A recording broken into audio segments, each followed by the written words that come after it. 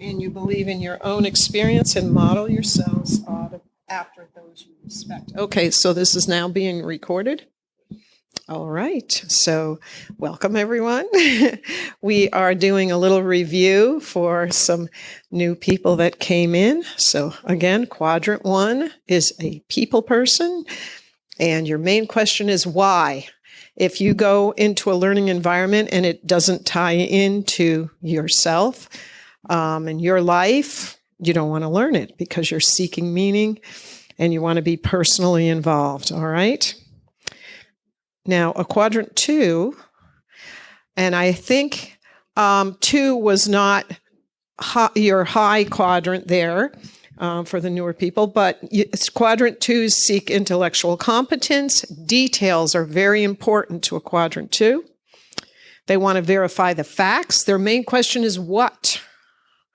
They like a chain of command, and they want to add to the world's knowledge. So these are your fact people. So when we made those groups the other day, we needed some detailed people. And if you weren't here the other day, you missed a good time because look what somebody made here. I just said, make a prototype of something useful. And somebody left this behind. But here's their spaghetti fork. We have meatballs in here too. And reinforced handles. So I thought those were the only one that left theirs behind. I was surprised. That was a nice project. Okay, so just by way of review, the 3 is the problem solver. Your main question is how? How do we get this thing done? They seek solutions to problems. They judge by usefulness. Their goal is to make things happen. And a 3 honors authority, but will work around it if necessary. Because remember, as a 3, you want to get her done. And if somebody's in the way, you'll find a way to get around it. All right. Quadrant 4 is an innovator. What if? What if we did it differently? They seek possibilities. They judge by gut reactions. They tend to disregard authority. They look for a new path, and their goal is to challenge complacency. So that, I think, brings you up to speed.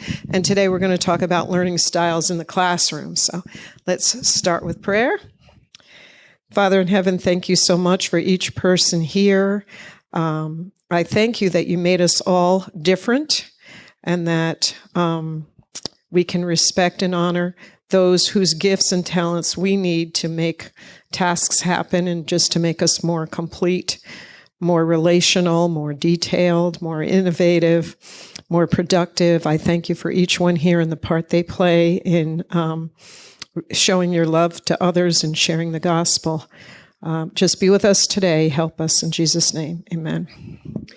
All right, now I got to get back to where we are now that you're all caught up.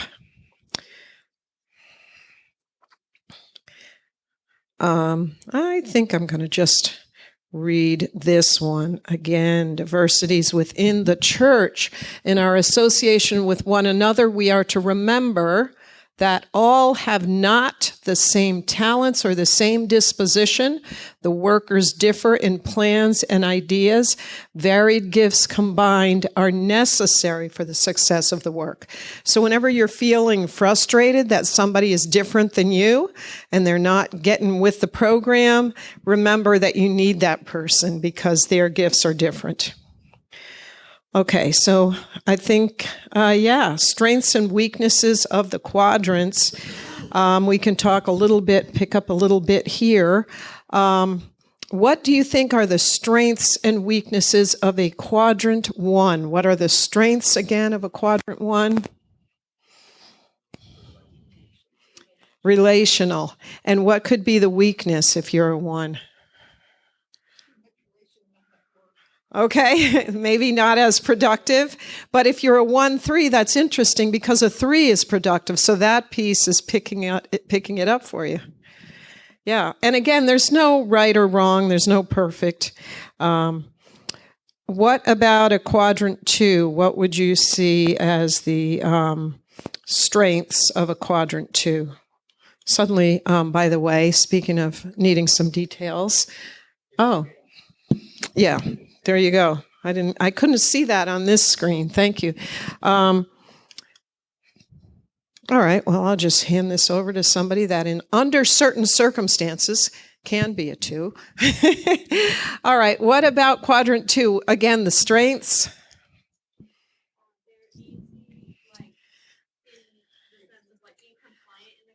Yes. Yes, very much so. Very much so.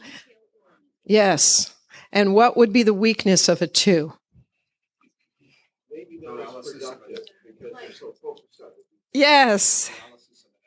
Yes. Paralysis of analysis. Exactly. Like not being able to think creatively, like you're waiting for the instructions. Yeah. Yeah. We have to do it this way. Yeah. We were just talking to somebody who said that she always did really well in school, and then they had this creative writing assignment, and she kept asking, but what are we supposed to do? What do you want us to do? And then the kid in the class that had never done well blew everybody out of the water with this amazing creative essay. So again, yeah, and I was telling her that one of our sons was flunking geometry, and then the teacher asked them all to research and write about non-Euclidean geometry, and not a kid in the class could do it except our son. And he blew everybody out of the water. And ever since then, all he's talking about is I can't even say it, non-Euclidean geometry. He just thought it was fascinating. So, yeah. Okay, quadrant 3. What are the strengths of a quadrant 3? Yeah, problem solver. Yeah, very productive. Yep, and what could be the downfall of that? Exactly. Get out of my way. I'm a person on a mission. All right, and quadrant 4, again, the strengths.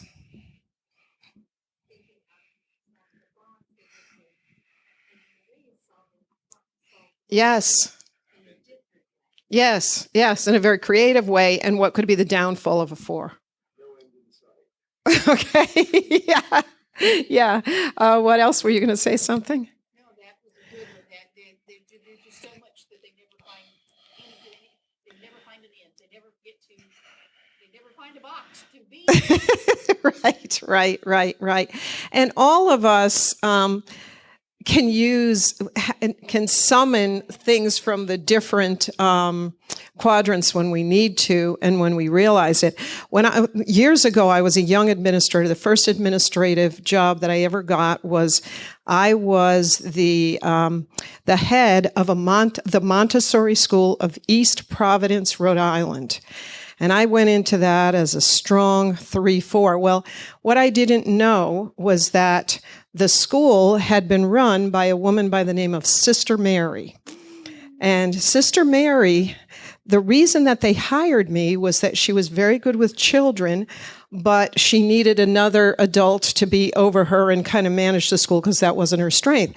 But they didn't tell Sister Mary that they had advertised for a head and that I was the head. They kind of made her think that I was going to be her assistant. So I went in there already set up. And then also they sent me to this class to how to be the head of a Montessori school. And they kept emphasizing in this class, remember, you are the head. So I go in there, strong 3, you are the head. And to this woman who had built the school, who thought I was her assistant. Well, partway through the year, it got really cold in Rhode Island.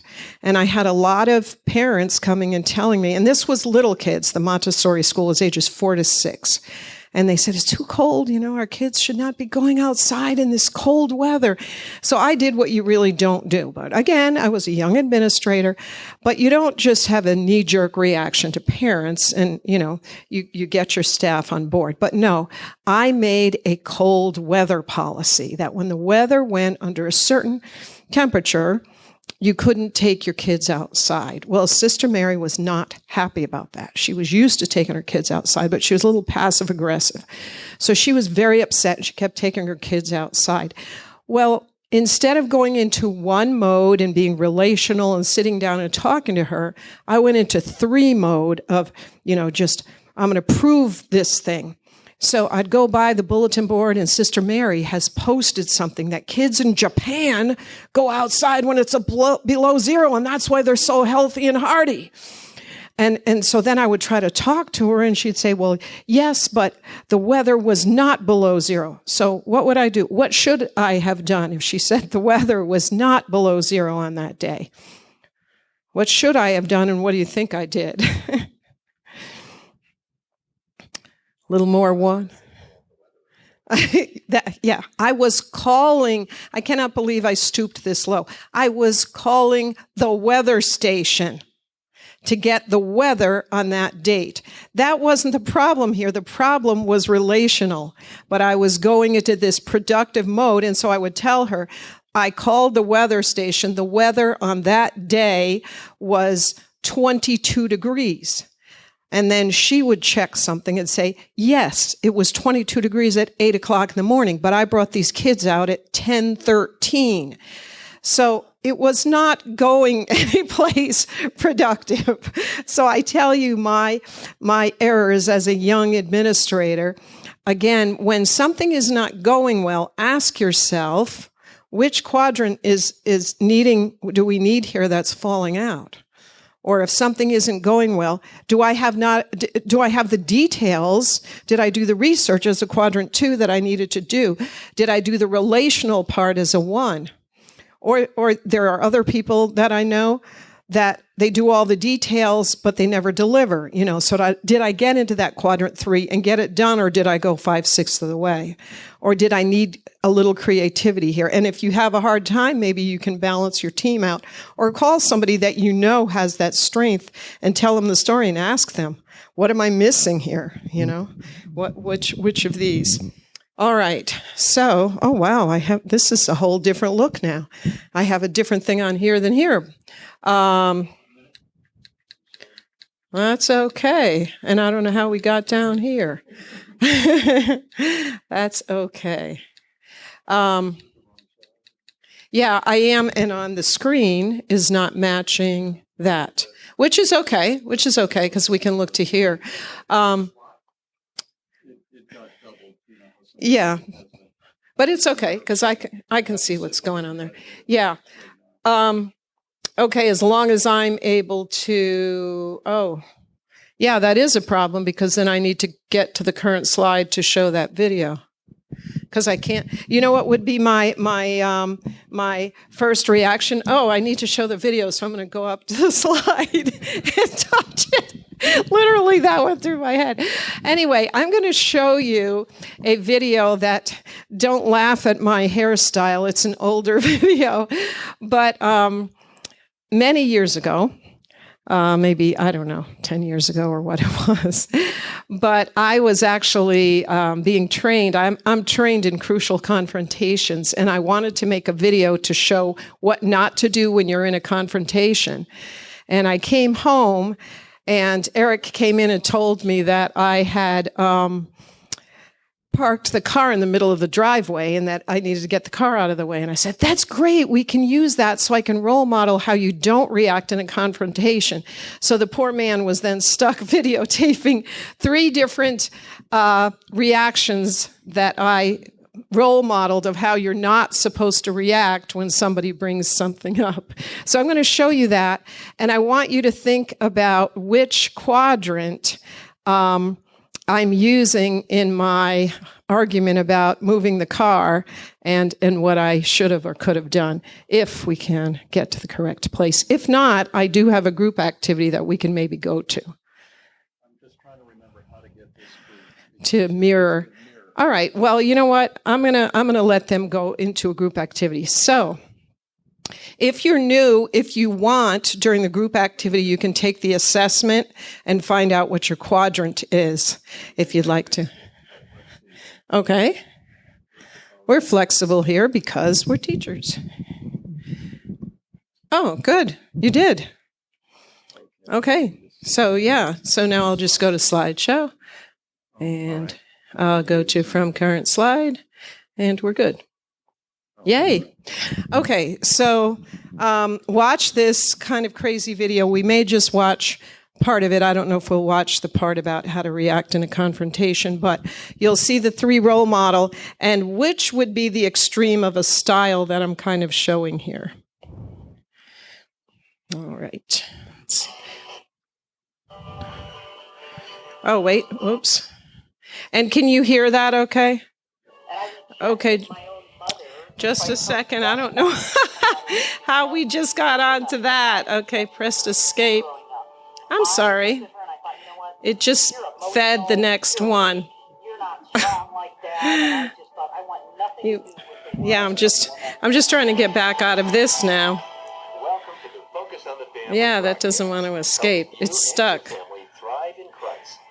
Here, let me see your remote. Our guest is Dr. Linda Seiler, and she has great insights into LGBT issues. Wow, we're learning stuff we didn't intend to learn in here. I don't even know where this came from. It's like, okay, the workshop has just changed. Okay, I can go back. Yeah, this is what we want. Okay. Yay. Oh, wait. Yeah. Okay, we're good. Your car's sitting right in the middle of the driveway. You can just pull it off to the side a little bit. Okay, hold on. Okay, look.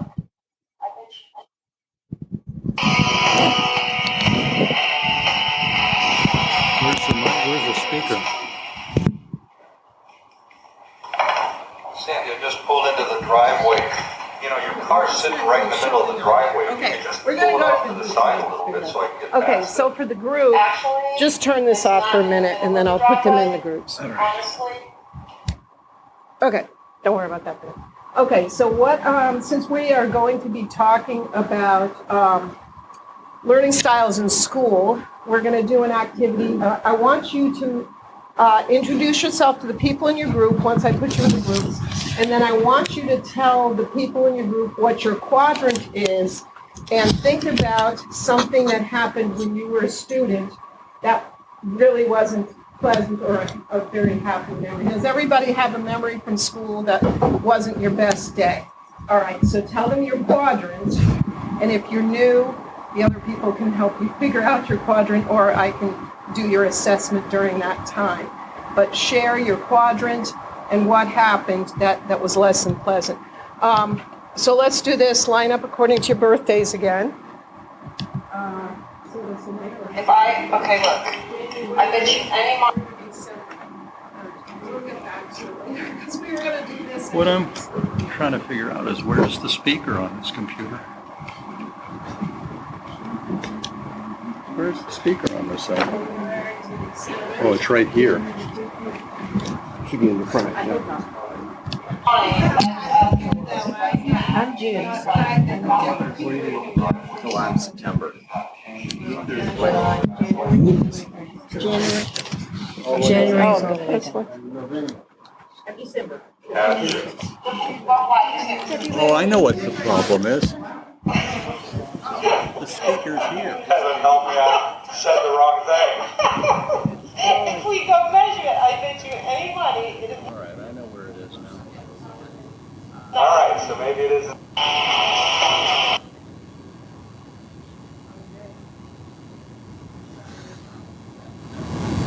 The speaker isn't there. It's there. My cable's connected to it.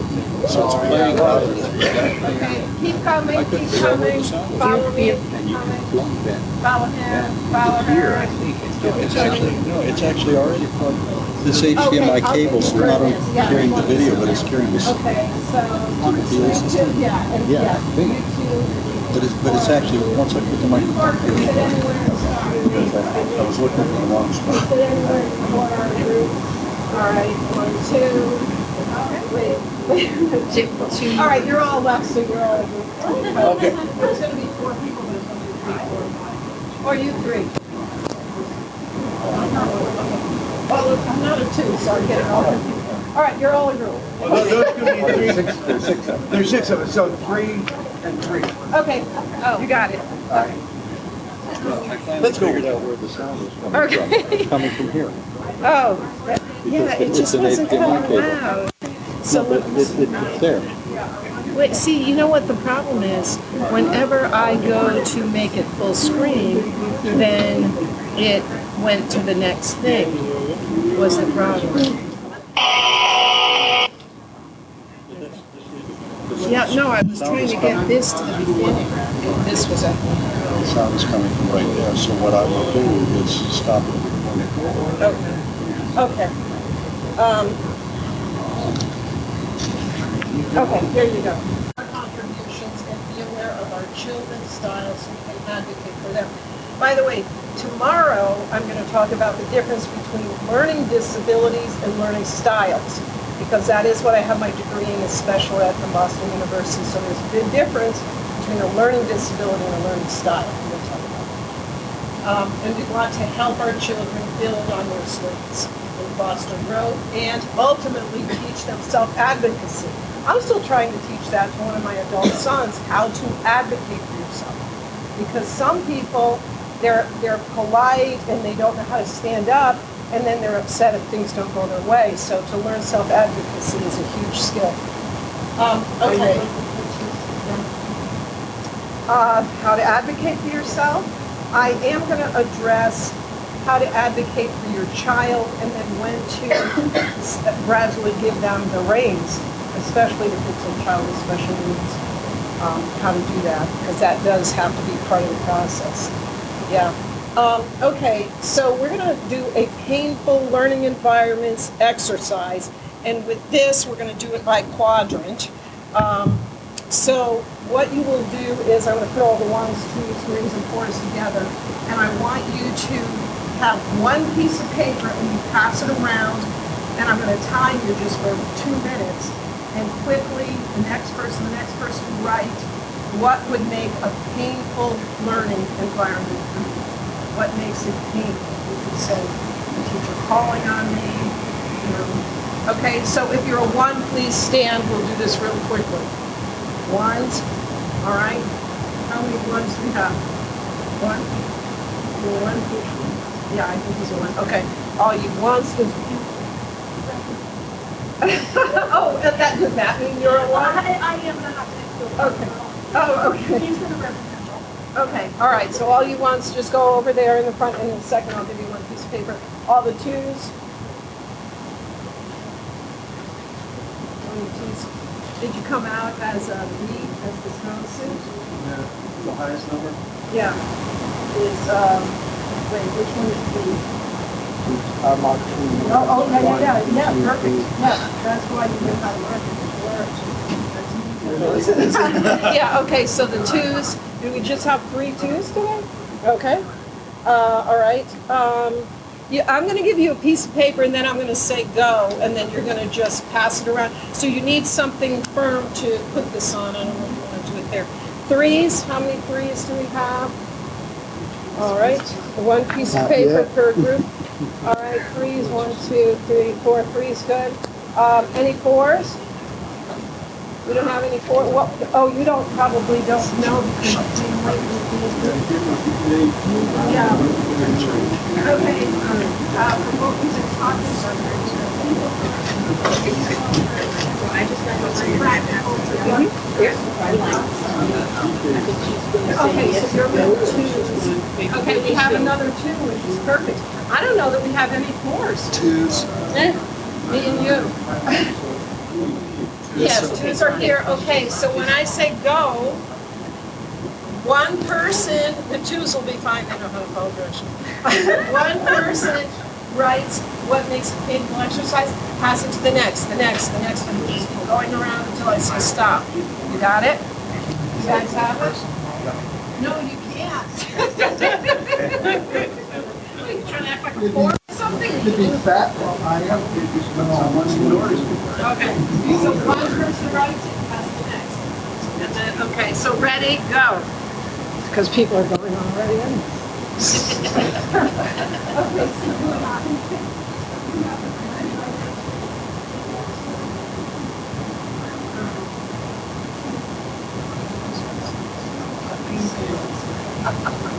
so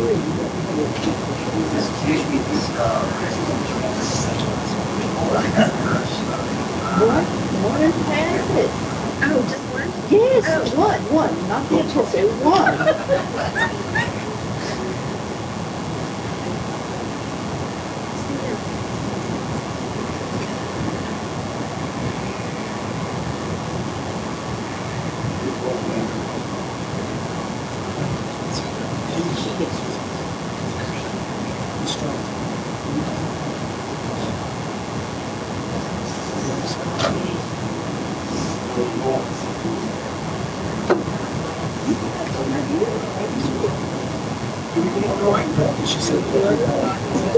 Sandy, do we do more than one each?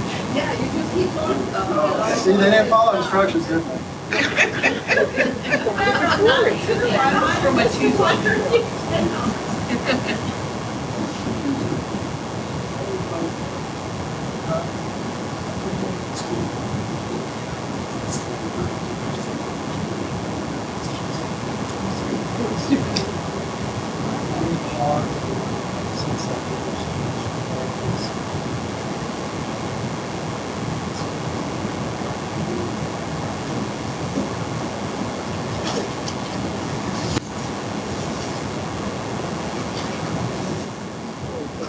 I'm starting. I'm going. Oh yeah, that's.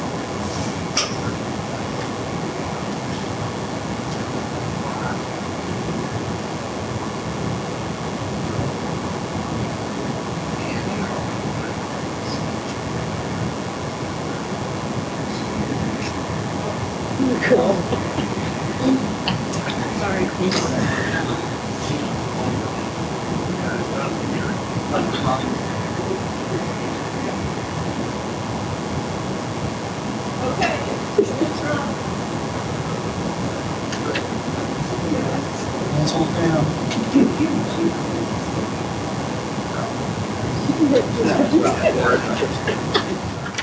All right. Is your quadrant on here? Oh, look at that. Look at that. It is.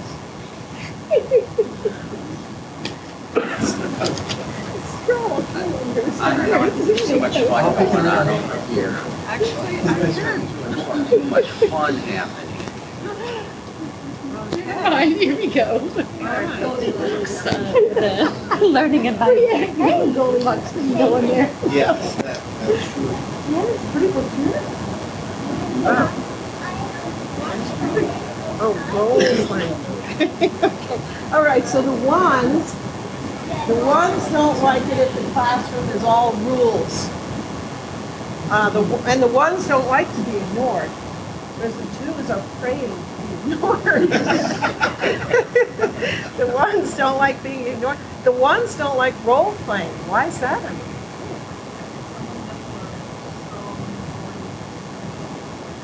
Yeah, some of that, yeah. The role playing gets in the way of actually getting something done. Oh, so that's the three coming out. That's the three coming out. Yeah. Okay. Now the ones don't like no talking. You know, in all of my report cards, when they had those pluses and minuses, the only time in my academic career when I was little, I got a minus in speaks when it is her turn, does not disturb others at work or play. But on the way home, I made it into a plus. Took care of that little problem. All right. You thought you were making a contribution. I thought surely the teacher was wrong. All right, now, yeah, you can see you got some 1-3s in here. No goals. That was some of the threes. Confusing. Confusing instructions. Confusing instructions. Okay, the ones who like it when they're all rules, but they don't like it with no rules either. Group learning and people want to talk, not to do. There's a strong three. Everyone working alone. Okay, that's clearly one. And one person takes over.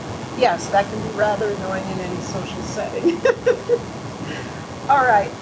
The top thing that a 2 does not like is the chilly words, use your imagination.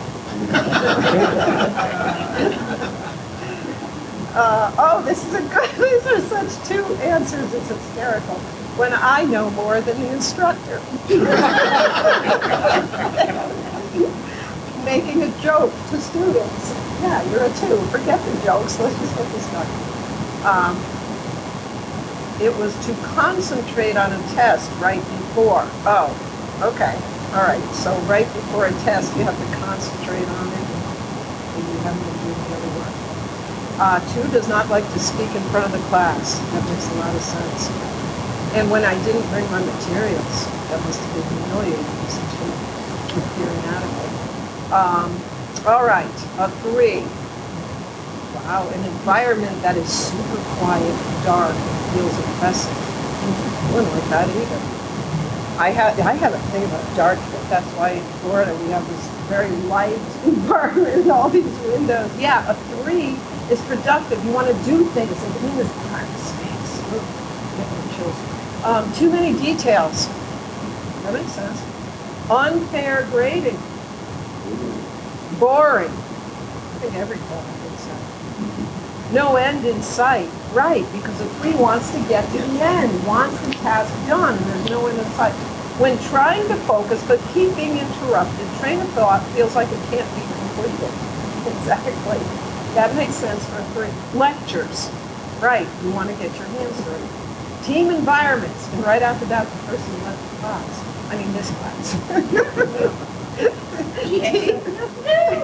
Team environments, she wrote. Too cold or too hot and too loud. Okay, all right, so those are your 3s. 4s, discouraged. I'm the one that wrote that and I don't even know what I mean, but that's because I'm a 4. Discouraged. Another kid distracting you. One size fits all classes. Boring classes. Too many details, too theoretical, a biased teacher, and teacher pets. So these are all painful learning exercises. So to keep in mind for all of us that we do not leave out any group. Okay, so David Denton, does anyone know David Denton by any chance? David Denton was at one time the principal of Forest Lake Education Center. And he did his own research at a number of schools. He analyzed, he went into the schools and he assessed their quadrants, and then he looked at the list of the honor roll students. And consistently, he found that our schools are honoring our 2 3s. They want kids to go in there, sit in their seats, they do the details, and they have the productive part to get her done. And so he actually was on a campaign to help us as teachers to realize that we need to honor the learning styles of the 1s and the 4s as much as we honor these kids that just go in, sit in their seats, and do what they need to do and follow instructions exactly how they're supposed to be followed. We foster those. We do. We do. Yeah. Yeah. That's why they're all on the honor roll. And yeah, and the kids that are saying, what if we do it a little different way? We're not showing as much respect and honor for them. So it's a challenge for us to realize we need to do that and to see the value, you know. I mean, you think of the Ellen White quotes, you know, and how Christ would look at people and see them as they might be transformed by his power and love. You know, to look at a creative kid or a kid with ADHD and think, oh my goodness, the potential of this creative, out-of-the-box kid. You know, so that's our goal here. So learning styles at school. If you are teaching a child that is quadrant 1, make sure you connect the learning to their lives so that it matters to them. Be aware of the impacts of emotional climate. I'll never forget that our older son is a 1. And one day, we had this little puppy, this little tiny puppy, and he loved that puppy. And her name was Winky, and she lived for the wink of an eye. I almost said it, but I let her out early in the morning, and she followed some kids to the bus stop. And we didn't know it. And so my husband was bringing Eric to school, and on the way, he was Winky. This awful thing, and back, she got hit by a car and killed. And they just laid her in the snow. Well, that day, Eric Jr. was supposed to be assessed. He was having some big assessments at school. And afterwards, when we went to get him, the teacher said to him, we just couldn't focus. All he kept talking about was this dog that had been killed. He was a 1. That morning, he lost the family pet, and there was no sensitivity on the part of his teacher. You know, it was just, all he cared about was this dog. Well, of course. So be aware of the impacts of an emotional climate. That's true for anybody. You know, it's true for anybody. Realize it may be a slow start. A 1 may need time to reflect. That is why in this class, I've done different things. We've done group work. We've done a lot of times think, talk to your neighbor. I advise teachers to do think, pair, share, where you say, you ask a question, and then you literally, and this is hard for some kids, but you literally say, I'm going to give you a minute, I'm going to look at my watch, I want you to think about this, and then talk to your neighbor. That's a think, pair, share. I don't like it when I'm supervising a teacher and I go in and they just keep asking questions, the same kid raising their hand, and most of those kids that raise their hands that quick are 3s, and they don't even know the answer. He's trying to yes. I want to share a learning experience. Yes. Okay. When I'm at work, when I start a new job, it takes me a long time to process the process of reading. Yes. And I tell you what, some of the guys, they go stuff moving so fast. Yeah. But then when it comes to problem solving, troubleshooting, they come to me because I understand how it works. Conceptually. Not just wired. Yes. Yes. All the you're wanting to reflect and see the big picture. A lot of times we don't honor our reflectors and we act like you're slow because they're taking time to process. So that's why if you're teaching a class, you never want to just spend your whole time asking a question, the kid raised their hand, and then you call on the kid and they'll like stumble and try to come up with something on the spot because they didn't even have a reason to be raising their hand in the first place. So even when I teach a Sabbath school class, even if I have to go to a large church and it's a whole group Sabbath school class, I'll do think, pair, shares. Tell your neighbor what you think about this. Then everybody gets a chance to talk rather than that one kid, that 3 that's always raising their hand. Use social interactions for positive learning. So those are some things to do with the 1 at school. So what about if you have some 2s? Guard them against getting lost in the details. You know, they may not want to go on. And I mean, you have to balance that because if somebody, I know we have a son who's an exquisite artist and he would always flunk art classes because the art teacher would say, you're done, and he said, I'm not done. So there may be times when you can allow that to have some time to work on the details, but help them so that they can at least get into a little 3. Point out the deeper concepts and connections. Sometimes the 2s get all these little details, but they don't make the connections. So help them see conceptually. And that's why, as educators with this format, we do these connects, because it connects to a deeper concept. Remember what we did the first day with the magnets? Which of these is magnetic and which is not? And we talked about valuing different objects. I was doing that to show you a connect that conceptually we're going to be talking about valuing different styles and different things. The same with our kids. We need to teach them the concept, not just factoids. You know, you don't just teach a history lesson by memorizing a bunch of facts. Avoid creating a place where they put pressure on themselves or others. sometimes as good Adventists, we have some very good Adventist kids, but we put so much pressure, and if they're a 2, they're trying so hard to comply to every single detail that they don't give themselves permission to breathe or to relax or to make a mistake. So we have to be aware of that. And help them develop strategies to take risks once in a while. It's okay to take a risk, and we need to teach that to our 2s, or maybe at some point they're just going to break, Yes. Because I was trying to homeschool my 4-year-old. Feeling like the Bible.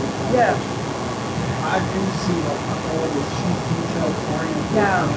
Since you said that, I'm like thinking about that, I'm like, oh, that makes so much sense. Like she puts so much pressure on her. Yes. She puts a pressure on herself. So if you have a voice that will help me to be able to teach all I will share some things. Yeah. I mean, these are format materials here. And let's see, I had one of the format books for parents. I think this is called The Format System, Understanding Ourselves, Understanding Our Children, a program for parents and all people who care about children. So I can show you that. But the company that all this comes from is called About Learning. But yeah, and my husband and I have discussed it a lot, that if you look at the kids who ultimately leave our faith, they're not the kids necessarily who, were the rule breakers. They're the ones that have these ultra refined consciences, and they cannot live up to their own expectations. So they throw it all out and act like they really don't care, because it's just too hard for them, because they're so unforgiving of themselves.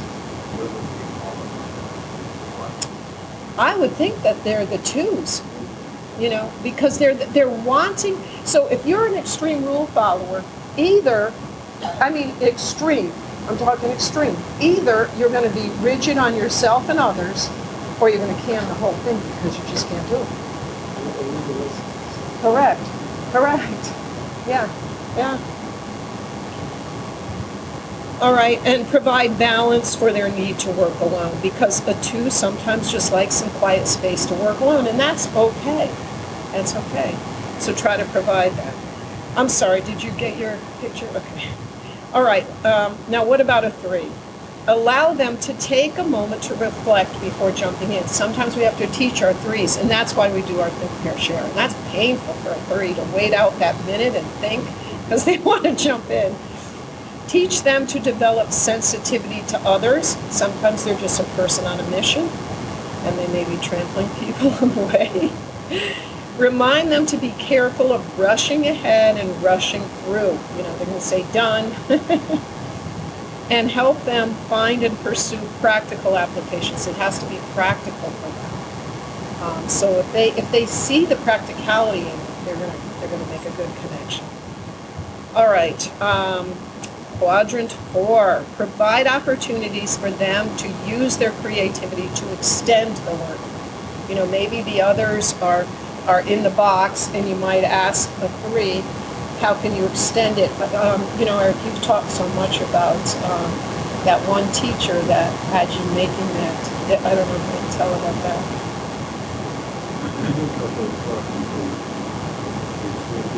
Can you hear him? About perpetual motion order. I found it fascinating that he took the time. I would make the design.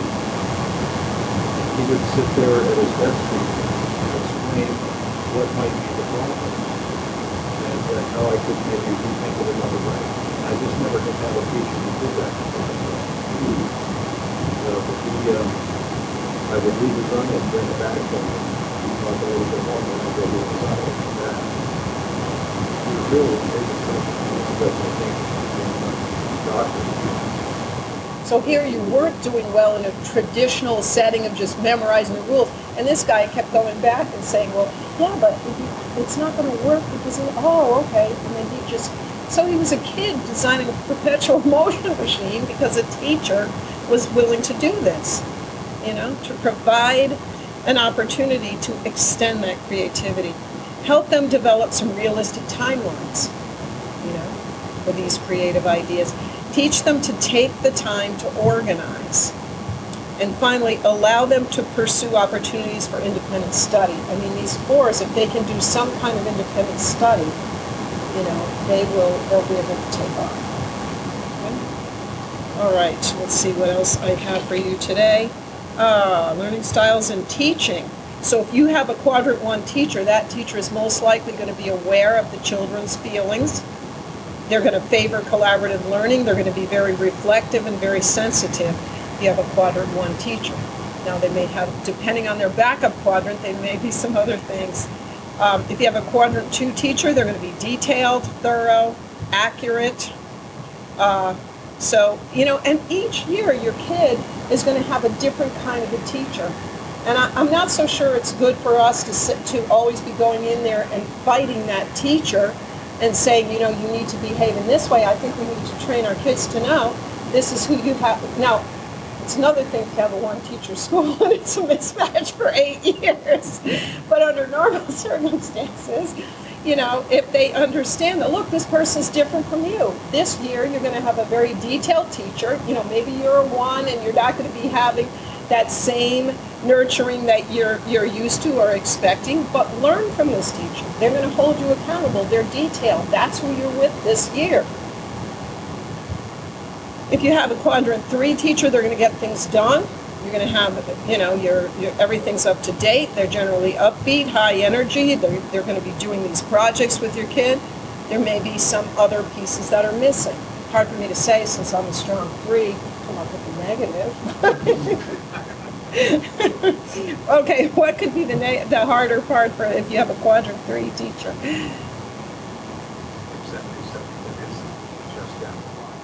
Yeah. And they expect it. Why couldn't you get it done? Chop, chop.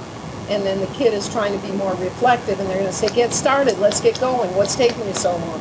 Yeah, absolutely.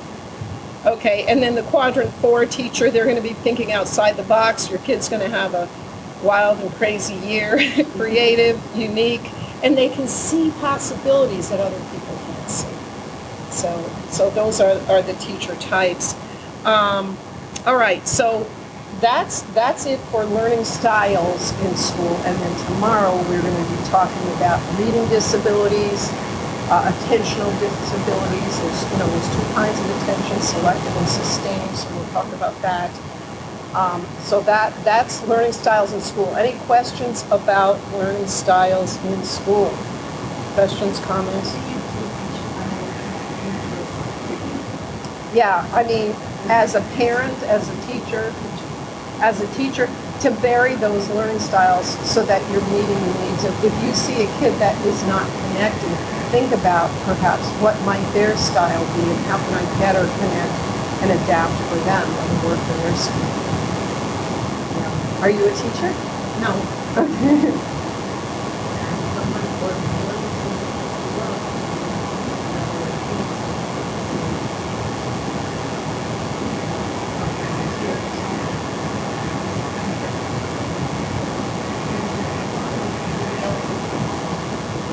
Vary it up a little bit. Yeah, yes. Man, I wish I would have caught you at the beginning. I don't know if you've gone over this one. But I know my learning, I can't sit down and read. Just like I had a book that talked about 4 quadrants. Yeah. And it would click. But sitting here is like, the fireworks are just going off in my head. Yeah. Do you discuss learning versus eyesight versus hearing and hands? We can talk a little bit about that tomorrow. We can. Yeah. And any learning disability, the real definition of learning disability, there's a gap somewhere. So if when you do a full assessment on somebody, you have to hold that in a test, because if you find out that somebody has very high intelligence, but there's a gap between their ability and achievement, that's a figure of a learning disability. You can have somebody that is really very bright, but they struggle to read. It should not be that hard. Given everything else you know about that person, they do not have a low IQ. They have not been deprived of books.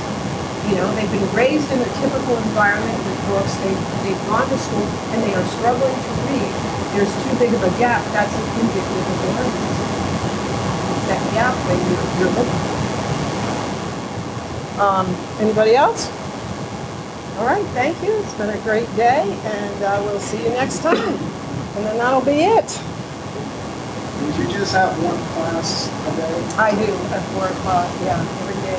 Yeah, so are you still homeschooling? No, COVID it's kind of fun. I wanted to homeschool before COVID. Then when COVID got here, it kind of killed what my plans were, because I had bought seasonal classes to the zoo, seasonal classes to the science center, stuff like that, so they can get out of school with other kids when COVID came. And we started homeschooling the same. Right. So they felt that homeschooling was what was keeping them from other kids. Yeah. So it's like they wanted to be kids and they let you go to school. Yeah. Well, I always wanted to homeschool my own kids, but that was before I met.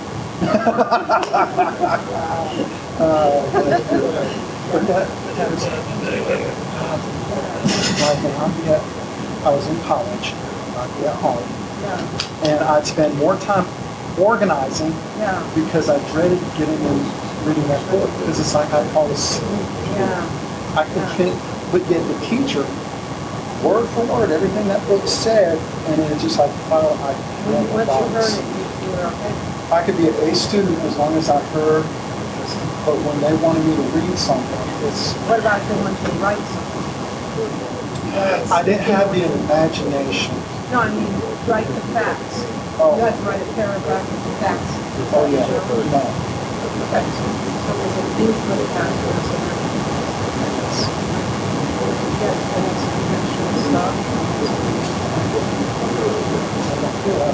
Okay, thank you for coming.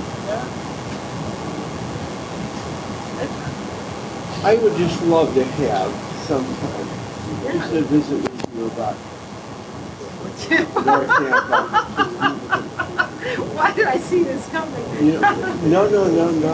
This year that you and Stephen had of visiting schools across the country, the design of that whole thing.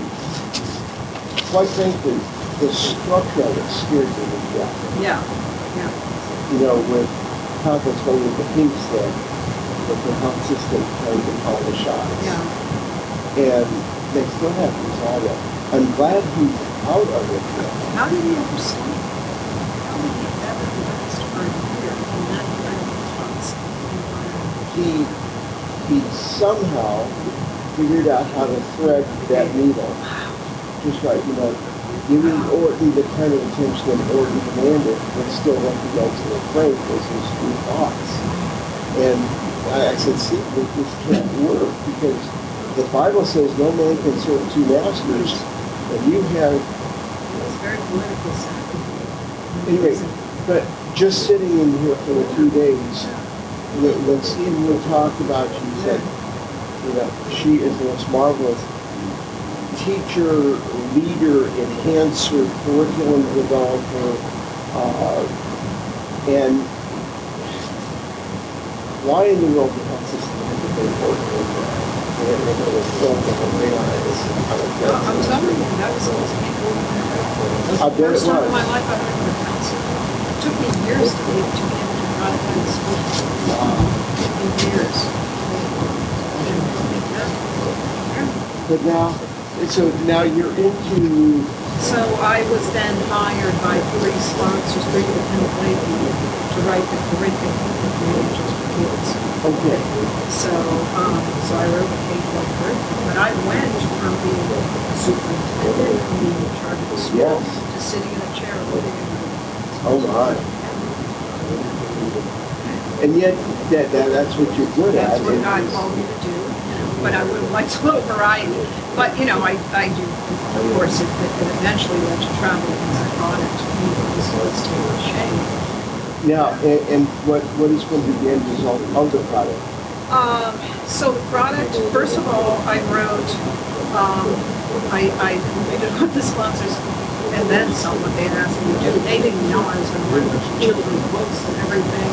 We have a YouTube channel and all that. Then teachers clamored for more, so then I wrote a series B of it.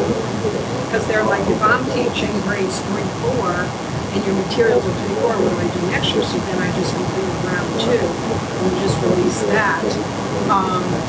This thing could just keep on going, but I'm telling my sponsors now I may try to cut it back a little bit to part-time because I've created this enormous thing which has a YouTube channel, a Facebook page, an Instagram, and just to keep it all going is going to rapidly turn into administrivia. I mean, I have other things. We did a Pathfinder on it, but understand for 5 years, every single thing I wrote and did was titled for masters.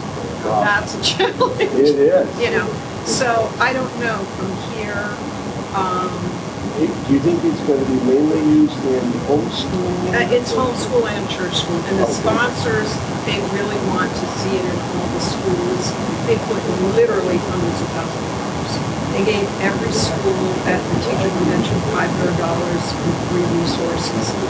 They pay my full salary, they pay an assistant full salary, and now by June 15th, any school that orders it, they're giving them another $500 school. If every school were to order it, those sponsors would have really $50,000. But somehow the union boards of education right. have to come around. That, and see, what I tried to tell the sponsors at the beginning, it's very hard to get supplemental because teachers are so busy. And that's why when I wrote it, I integrated the other subjects and I put all the materials with it. So, but a lot of teachers still think, oh, we already have the calendar, this is free. No, it doesn't. It's a 2-week curriculum. Everything comes with it. You can do it in a block. You can teach it during your language arts period because I created children's books to go with it. Once they understand it and get it, they love it. But a lot of them still don't get it. But I think the next step the sponsors would like to do is to see if there's a way to permanently get this on the national level. But in the meantime, the NAD now is not. Oh, good. Yeah, but it's more writing.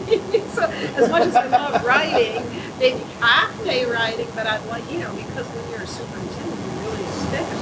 Yeah. So this is a big change, of course, for campus, but I just could not stay there and turn a blind eye to the things that working freshmen would do. That would be a breach of consciousness, which is what I do. So, the other thing that Stephen and I communicate a lot, and he had some interesting stories about her husband fitting into his congregation, where he had to wear some kind of robe.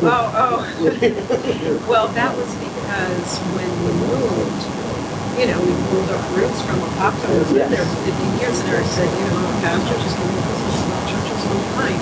So they gave him a black church and a white church. So at the black church, they value him so much, and they called me, they said, we want to do something we haven't done for past 120 years. We want to go to church residence. Velvet sleeves and all this, and so we want to know his size. Well, I know my husband was awful like he never met. I just got to know these people, so I gave them his size. So finally, it was supposed to be a surprise. I talked to my sister. She said, and I told him, and he said, it's not a drawing down poster for Jesus, I'll wear it. So and they actually got him 3 robes. That's right. He's not doing that anymore. He's retired. He's retired. Yeah, so he's gone. Are you old enough? I'm 7. I was going to say, you're probably old enough to do Yeah, I could. But see, once I got into this, it's like I'm in the business of making everybody's dreams come true. I launch everything. So I launched North Tampa. And now, I brought this thing from nothing to this big stage. So I don't think I can just walk away from it. I have to at least be the face of it. But I'm not ready to just, I guess, Mark's memory, my brother is almost 80. Yeah. And you don't see him stopping anytime soon. No. It's like the Christmas songs, he shows no signs of stopping. So my younger sister, somebody asked her when she's going to retire, she says, we don't do my family, I guess. She has 3 older siblings that are still going. So, you know, we don't have, we sort of have grandchildren. We have 2 grandchildren that we were separated from for 9 years. And more recently, they contacted us and said very anxious to get to know us. But we don't really have, you know, grandchildren right there. So I'm not just going to sit up, you know. Sure. So, Well, my wife and I we're very much into traveling. yeah. She and her sister-in-law get onto these discount travel sites where they're Okay. filling up the boat at the last minute Yeah. and these Oh, great deals and wow. whatnot. And so we're literally seeing this book. Wow. We visited all 7 continents. And Oh whatnot. my goodness, I want to know about that filling boat last minute website. I mean, we just got off of a cruise when we started in Sydney, Australia, Oh my goodness. and crossed the entire Pacific, ended up in Seattle. Wow. 3 days on a ship. Wow. And the captain warned us, he says, you've been on the ship long enough, you may find yourself walking away from your dinner table and expecting a Filipino guy to come and clean up after you. Exactly. I'm even thinking this after being a whole week of, you know, sitting down and being waited on. With Yes. somebody else, you know. And we're not going until after July because we're heading north from here because we do have a condo in Connecticut and I have 6 little grandnieces and nephews up there, so we're going to keep doing it for a while. And I can work on anything. I have some animations. Well, anyway, when I saw your name in the Yeah. handmade brochure, I called Steve and I said, you always talk about Sandy. Is this Sandra? Yeah. I said, you gotta go meet her. You gotta go meet her. Boy, that was a surprise. When you said this is Stephen, her father, I was thinking of someone else that I knew years ago, and their last name was Hurd. And I was like, that's his father. But I years ago. And I was like, oh, Stephen Hurd. That was a surprise. Yeah, so you've got a lot of beautiful grandkids. Oh yeah, 14 They're of so them. cute. Yep. Stephen's kids. Oh my goodness. In fact, our oldest granddaughter just got married last Wow. weekend. That was quite an event. You know, Steve and I used to talk on planes all the time, and he told me the story about how he rented a vehicle and went to every national park, and how meaningful that was to him. Oh my goodness. Well, and then we had a summer where we went to visit all the baseball players. Yes, yes. So you know, I'm very, very thankful. 4 kids, they're all very active, happy, except they have those Christians. Who can say that? Who can say that? And, you know, and so far all 14 grandkids, they're just remarkable. We get them all together, and these kids, they have never had a problem where there was fighting, where there was clickiness. You know, these 3 always off by themselves. They do. And it's so anyway. Yeah. I hope the kids make a good adjustment to their new school. Stephen's kids out there. Well, yeah. Tampa. That's going to be different. Yes. So North Tampa, please. They're going to be going from a 4 school to a 2 school. Oh my goodness. Depending on the teacher. Now the 3 grandkids that I'm a little bit concerned about, and this is my son Michael. Yeah. He used to live in Orlando, started working at the Florida Hospital, now works for the corporate office, but lives in Spirit Lake, Idaho. Those 3 kids, and he has a very conservative life. They're homeschooling the kids. The kids are bright, and they're keeping up, I think, academically fine. But I don't think these parents are ever going to let these kids leave home. They've got to gradually let them. See, that's what I was saying about the whole quadrant too. Oh, yeah. Yeah. I mean, poor little Jaden, the oldest is Jonathan. He's 17 now. And he is Mr. Fix-It. He's Mr. Project Man, yada, yada, yada. Jaden has turned into this wonderful little homemaker. She's never worn anything. Wow. And the boys always have to wear long sleeve shirts. And they were just visiting us in Georgia. It was hot and humid. These kids had to wear What's wrong with the boys? The mother is convinced that it improves somehow body circulation and makes her Physical more. thing. Yes, it's a very physical thing. So it's not that. It's not a modesty To thing. see who the boys are. No.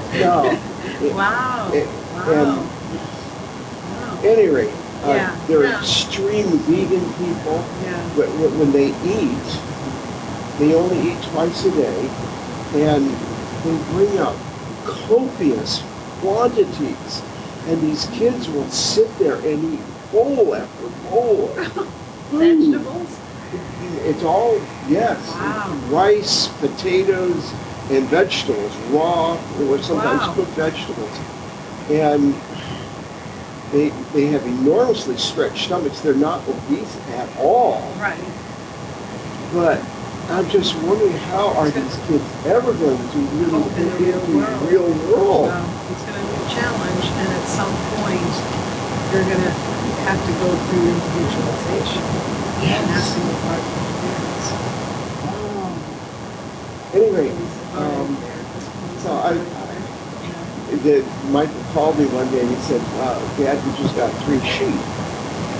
Now they live on 5 acres in northern Idaho. I said, why do we get 3 sheep?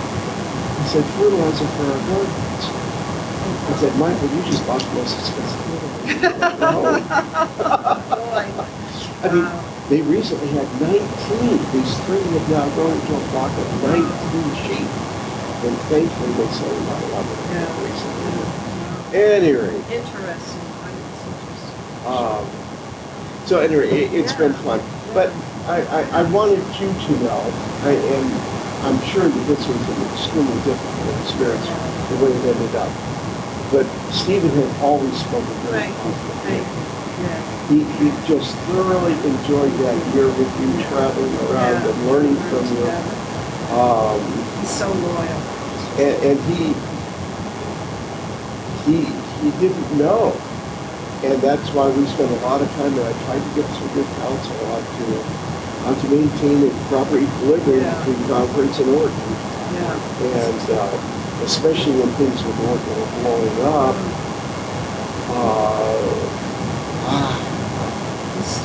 Sticky, yeah. Anyway, thank you for this. Thank you. I've been through some of this before in different formats, especially in graduate school.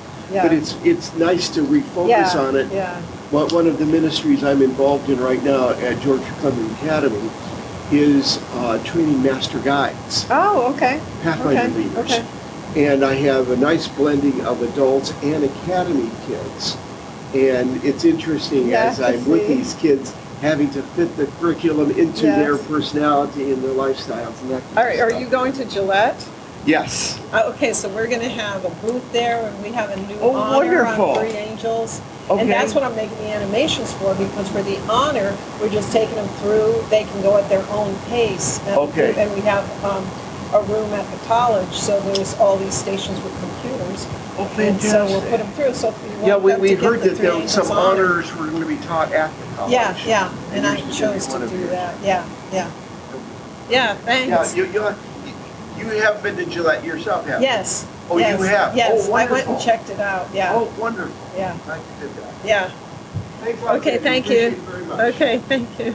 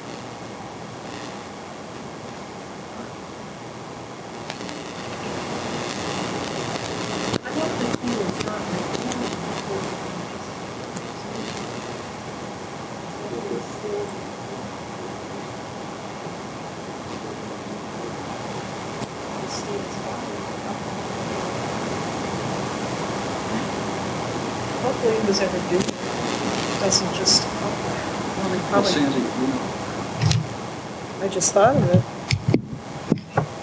Well, it's still recording.